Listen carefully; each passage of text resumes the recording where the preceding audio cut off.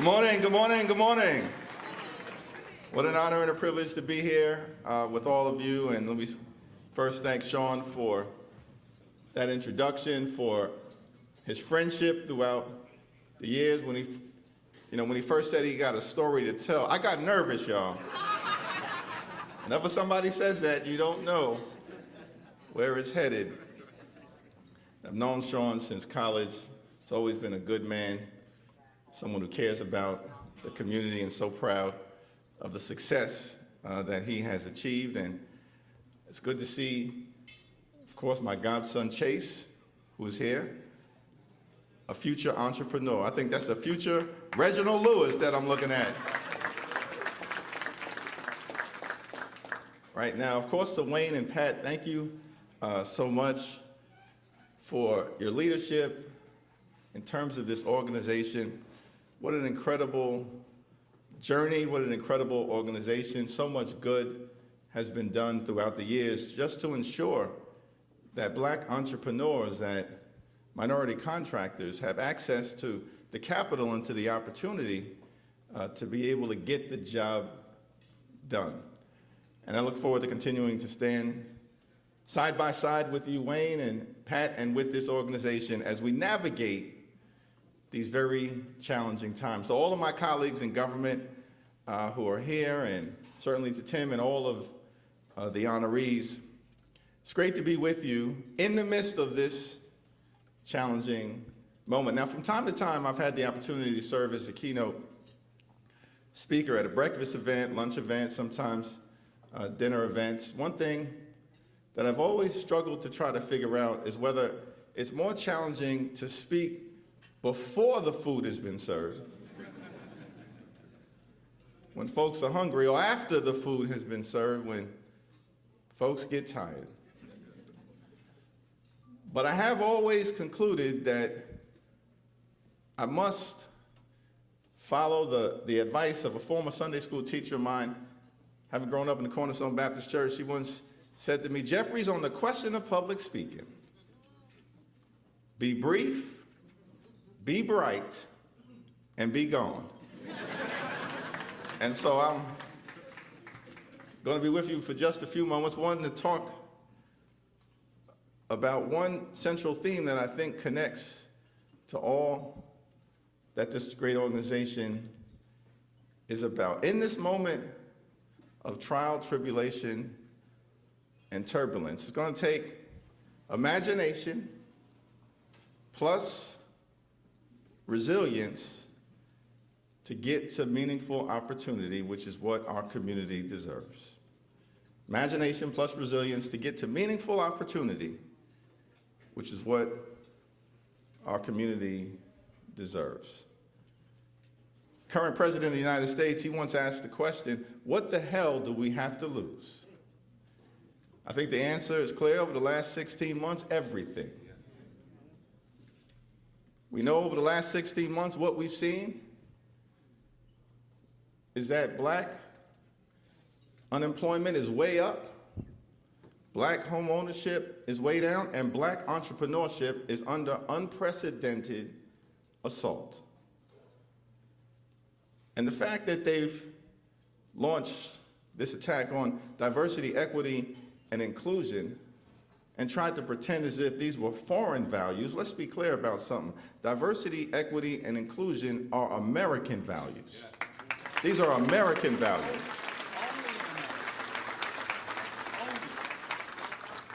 The reality is, think about diversity, and then you think about the motto of this country, e pluribus unum, out of many, one. That's diversity.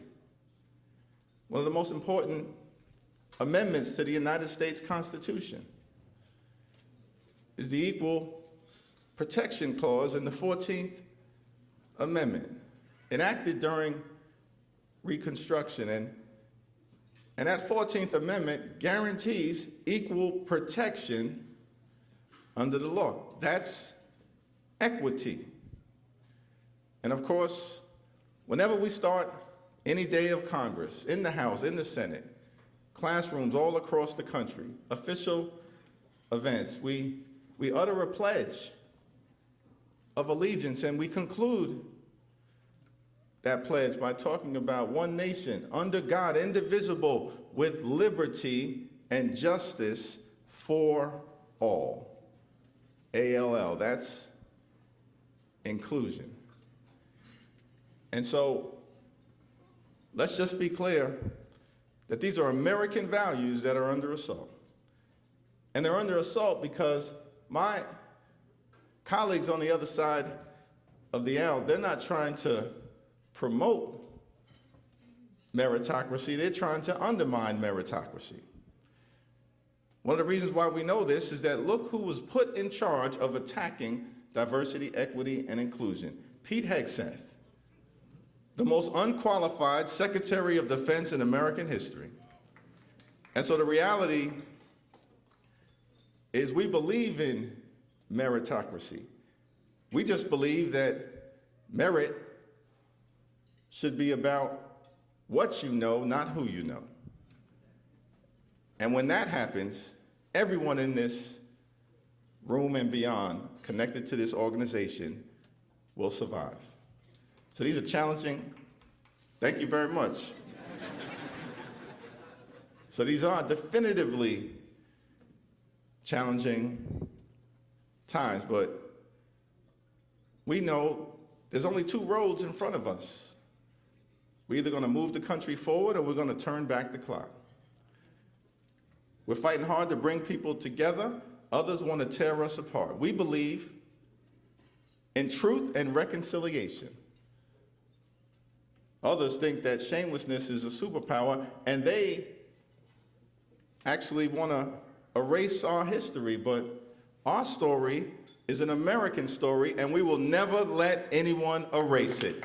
Not now, not ever. But we've got to have imagination. You know, when I was sworn in as the House Democratic Leader, I went back home a few days after that, ran into somebody in Brooklyn, called me over, constituent of mine. He said, "Congressman, aren't you the guy who a few years ago, during the Senate impeachment trial, quoted the notorious B.I.G.?" I said, "Yes, that was me." He said, "And now, am I to understand it that you're the House Democratic Leader, the highest ranking Democrat in the United States Congress?" I said, "Yes, God is good." And then he looked at me without missing a beat. He said, "How the hell did that happen?" So Wayne, I had to think real quick on my feet, but then it came to me. I looked at him dead in his eye and I said, "Well, you never thought that hip hop would take it this far." We've got to have imagination at all times. Those upon whose shoulders we stand, they had great imagination, had to overcome great adversity, but they always had great resilience. Because even when you have imagination, even when you have settled on the notion that we can imagine a better future for our community, our country, our families, you gotta, of course, work hard to bring it about. And it's not gonna be easy. That's what the journey has shown us in this great country of ours. We've always toggled between progress and backlash. We had the progress of emancipation and Reconstruction, immediately followed by the backlash of Jim Crow. The progress of the civil rights movement and the Great Society, immediately followed by the backlash of the Reagan Revolution, the attack on government, the attack on affirmative action, and the rise of mass incarceration.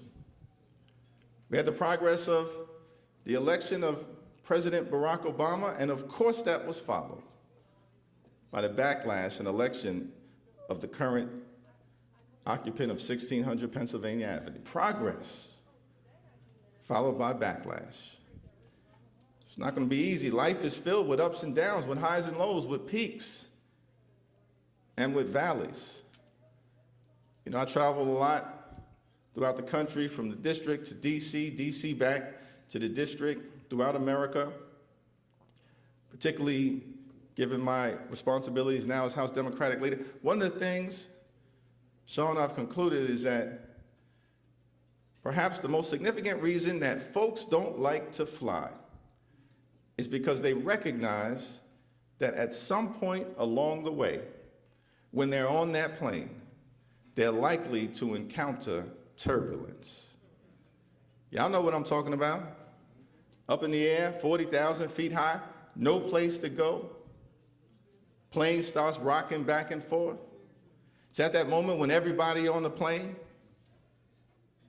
gets religion. Folks start praying, Lord, just plant my feet on solid ground. What am I trying to say? You can't get from your point of departure to your point of destination without at some moment along the way encountering turbulence. And that's when, of course, you've got to be resilient, particularly because you know there are going to be some folks around you when you're in the midst of that turbulence, just like we're in a turbulent moment right now, who are going to doubt your ability to make it through. Former Vice President once called those kind of individuals nattering nabobs of negativism. They are persistent pessimists, notorious naysayers, cantankerous critics. In Brooklyn, we just call them haters. Folks who, whenever you're on the verge of a breakthrough but are dealing with turbulence, want to doubt your ability to make it through. But you've got to dismiss the doubters at all times, and as Dr. King would say, keep marching towards your dream. Got to be resilient in the midst of the storm. It was Churchill who once said that success is not final, failure is not fatal. All that matters is the courage to continue. I put it a different way. A knockdown is different than a knockout. That's the Hakeem Jeffries remix, y'all. Success is not final, failure is not fatal. All that matters is the courage to continue. Got to imagine a better future, then work hard, have the resilience in the midst of a storm to bring it about. And then as we do that, we can arrive at a moment of opportunity. Now, I'm thankful for this award, and the award talks about the importance of standing up for the Constitution and democracy and American values. As I discussed, it was good to see your senior senator walk in the room, Senator Chris Van Hollen. So thankful for his leadership. We served together in the House. You know, we were in the chamber together, and King Charles spoke to the Congress and spoke for about 20 minutes, but it was a very powerfully worded speech, in my view, including when he referenced the Magna Carta and then said that executive power is subject to checks and balances. And heard a couple of amens. Executive power is subject to checks and balances. And then everybody on the Democratic side stood up immediately and gave him a standing ovation. Then I looked over to the other side of the aisle and was very surprised that they also stood up and gave him a standing ovation. And y'all, I'm thinking to myself, don't they know he's talking about them right now? But we want to be clear. We don't work Congress. I'm talking about Congress, not just the Democratic Party. Congress. We don't work for Donald Trump. We don't work for J.D. Vance. We don't work for Elon Musk. We work for all of you, the American people. And that's why we will continue to stand with this great organization. And so you got to imagine a better future, have the resilience to bring it about. And when that happens, we get to opportunity, which is a classic American value. That's fundamentally what all of you are about in connection with this great organization. And so I think now we've just got to work hard to bring about another Jackie Robinson moment. I was proud of the fact, as I close, that I used to represent, when I was in the Assembly, Ebbets Field, that area in Crown Heights where I grew up, of course, where Jackie Robinson broke the color barrier in April of 1947, becoming the first African-American ever to participate in a Major League Baseball game. He went on, of course, to have a Hall of Fame career.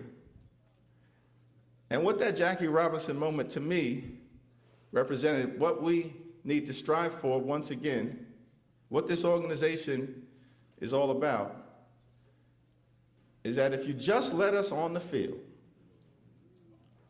if you just let us on the field, give us the same equipment, the same bat, the same gloves, the same helmet, allow us to play by the same set of rules, when you just let us on the field, just like they did with Jackie Robinson, we're going to rise to the level of excellence as good as anybody else. And that's what this organization is all about. That's what this effort is all about. That's what the opportunity agenda is all about. And so let's just summon that courage, that character, and that conviction of those upon whose shoulders we stand, like the great John Lewis, who I had an opportunity to serve with. And I'll never forget that first moment when I saw John Lewis on the floor and he called me over. When I was a first-term member of Congress, he said, "Congressman, Hakeem, are you the new guy?" I said, "Yes, sir, Mr. Lewis, I am." He said, "Well, Hakeem, we're colleagues right now. You don't have to call me Mr. Lewis, just call me John." I said, "Yes, sir, Mr. Lewis, I understand." Then he asked whether I was from Brooklyn. I told him I was from Brooklyn. Then he said something interesting I've never forgotten, and that's what I think we need to carry forth with us throughout the day and beyond. He said, "Well, Washington, D.C. is a tough place. I hear some good things about all of the new members of Congress who are part of your class, yourself and others, but I don't want you to get into any trouble unless it's good trouble."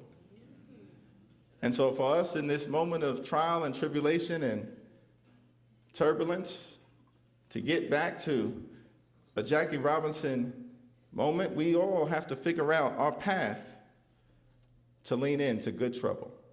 And when we show up, when we stand up, when we speak up, when we summon that courage, that character, and that conviction of those who have helped fight through prior moments of backlash, then I'm confident that together we can win the day and win the week and win the month, win the year, win the hearts and minds of the American people in this national nightmare and continue our country's great march toward a more perfect union.